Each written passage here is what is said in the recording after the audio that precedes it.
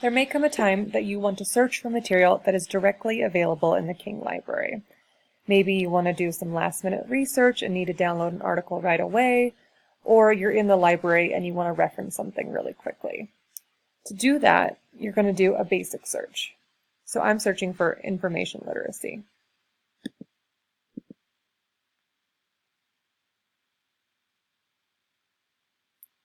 When you do a basic search in our catalog, it's always going to pop up as San Jose State collections. So everything you see here should be available on our campus or through our online database.